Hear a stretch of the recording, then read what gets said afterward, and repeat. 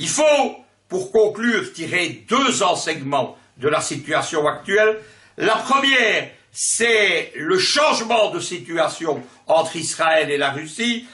Israël avait bénéficié, depuis la chute de l'Union soviétique jusque 2014-2015, donc de l'implication des Russes dans la guerre de Syrie, d'une bienveillance de Moscou pour Israël. Cette bienveillance se doublait du fait qu'il y a plus d'1 million de juifs israéliens d'origine russe qui sont là-bas, qui ont leurs journaux, qui pour beaucoup ont gardé un passeport russe et donc qui peuvent influencer la vie politique russe.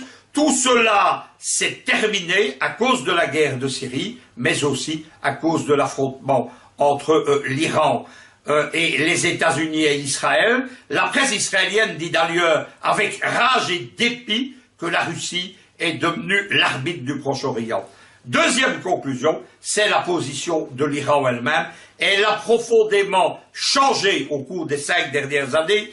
Tout d'abord, l'Iran, et moi je l'annonçais, parce que c'est ça l'analyse prévisionnelle depuis 2013-2014, j'annonçais que l'axe vertébrant de l'unification eurasiatique qui est Moscou-Pékin allait se transformer rapidement en un axe à 3, Moscou-Pékin-Téhéran. C'est ce qui est en cours actuellement.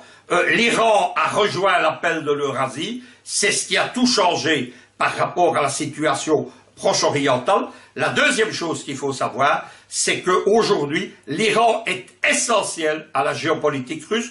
Tout d'abord parce que les Russes partagent avec les Chinois maintenant ce projet géoéconomique des nouvelles routes de la soie. L'Iran tient dans ces routes de la soie une position géostratégique centrale, notamment vers le Golfe Persique, notamment vers l'océan Indien, notamment vers l'Afrique. Deuxième chose, évidemment, la position russe qui entend redevenir une superpuissance mondiale, elle implique un contrôle russe au Proche-Orient. Ce contrôle n'est pas possible sans les bases de Syrie et sans l'alliance avec l'Iran. Enfin, dernière chose, on l'oublie, c'est que la Russie veut faire de la mer Caspienne un lac russe. Ce n'est possible là aussi qu'avec la deuxième grande puissance qui est riveraine de cette mer, c'est précisément l'Iran. On comprend dès lors ce qui a changé, c'est-à-dire que Israël a peu à offrir à Moscou et que Téhéran a beaucoup à offrir. Au cœur de tout cela,